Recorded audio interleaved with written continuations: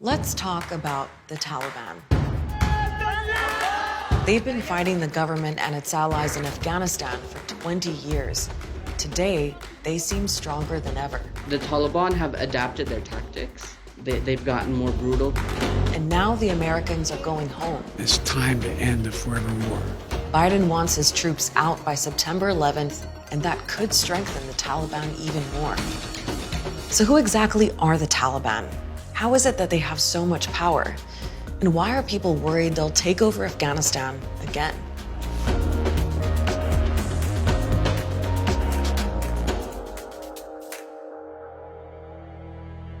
To understand the Taliban, you need to know what happened in Afghanistan in the 1980s.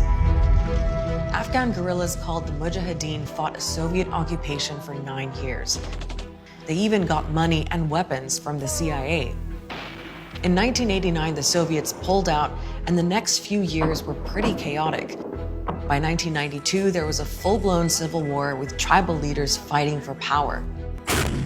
2 years later, a militia called the Taliban started getting attention.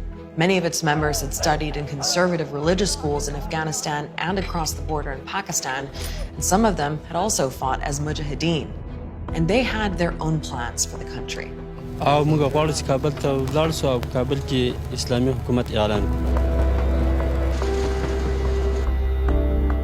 people were so frustrated with this lawlessness, and the Taliban came marching along from Kandahar to city to city to city, saying, we're gonna make the cities safe for you again. By 1996, the Taliban had seized the capital. They declared Afghanistan an Islamic emirate and started imposing their own strict interpretation of Islamic law. They were like, you can't watch movies, you can't listen to music, women can't go to school, and other than doctors, they can't go to work. You have to wear a certain type of clothes, you have to have a certain kind of beard, it just became more and more restrictive. Then 9/11 happened. The US was after al-Qaeda's leader Osama bin Laden, who was hiding out in Afghanistan with the Taliban's help. The Taliban said they wanted proof he was behind the attack, and when they refused to hand him over immediately, the Americans invaded. The Taliban will pay a price. Within a couple of months, the Taliban were forced out of power, and Afghanistan got a new interim government. 3 years later, it got a new constitution, and Hamid Karzai was elected president. While that was going on, the Taliban had regrouped. They wanted foreigners out, and they wanted back in. What followed were years of devastating conflict, and it's still going on. More than 40,000 Afghan civilians killed, at least 64,000 Afghan military and police, and more than 3,500 international soldiers dead. The US alone has spent almost $1 trillion on the war and reconstruction projects. And after all that, Afghanistan is still deeply unstable, and the Taliban are still a force to reckon with. They're an insurgency fighting international occupation as they see it. They're fighting an illegitimate government in Kabul as they see it. And they're a voice of resistance to, as they see it, return Afghanistan to a more pure Islamic society. Today, the Taliban have as many as 85,000 full-time fighters and training camps across the country, and the area they control has been growing. Right now, the Taliban control 1/5 of Afghan districts. On top of that, half of all districts are considered contested, which means the Taliban have a strong presence in many of those places too. And they control parts of some major highways. Whoever controls the roads in Afghanistan, pretty much controls the country. They've managed to basically give people the sense that, wherever you go, you'll have to deal with the Taliban. They're also well organized. The Taliban's leader is Haibatullah Akhundzada. He heads a council that oversees about a dozen commissions in charge of things like finance, health, and education. Below them are local officials in charge of everyday services. So in a way, the Taliban have set up a parallel state. They even run their own courts, which can be pretty popular among Afghans. Justice has been a huge gap in Afghanistan, and where the state courts have failed, these Sharia courts are able to come into communities who may even be reticent to support the Taliban, but they offer justice. All that control has also made them rich. According to Taliban members and a UN committee, they make close to $1.5 billion a year. They've always made a lot of money from growing opium poppies and the drug trade, but they found even more ways to generate income. Last year, they made millions from mining and trading minerals and even producing methamphetamine. They also have their own tax collection system and receive funding from abroad, although suspected sources like Pakistan and Iran deny it.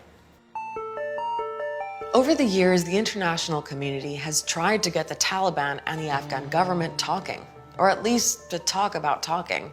There was even a meeting in the Maldives at one point.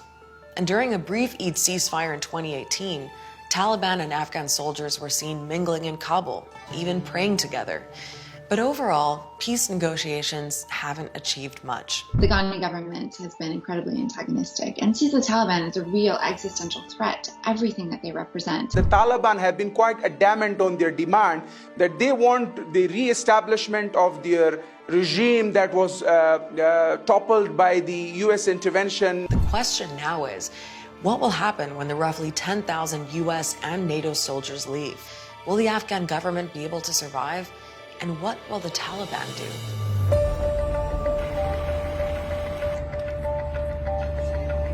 Well, the prospects for peace and stability aren't looking great. Even while peace talks have been going on, almost 1,800 Afghan civilians have been killed or injured in the first 3 months of this year. That's almost 30% more than last year.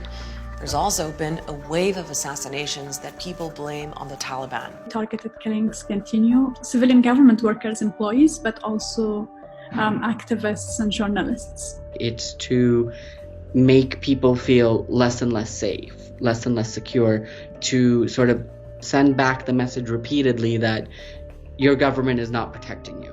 Afghans are already asking themselves what life might be like if the Taliban take over again.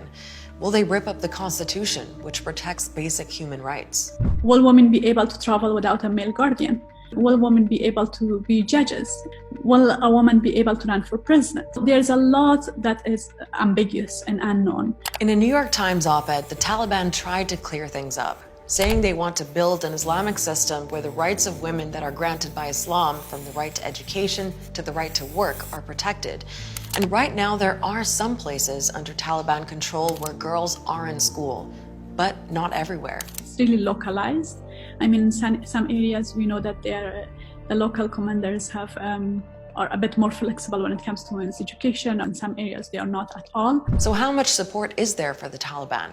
Well, according to a major public opinion study done in 2019, 85% of people said they had no sympathy for them. I've traveled to a large proportion of this country. The vast majority of people I speak to don't have a favorable view of the Taliban.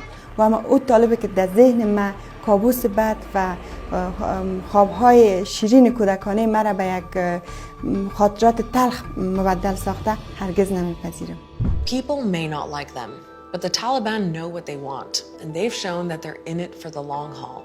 So far, their strategy seems to have worked. Al Jazeera is always monitoring the situation in Afghanistan and the negotiations here in Doha. So check out our website for the latest and YouTube for reports from our correspondents on the ground. I'll see you next week.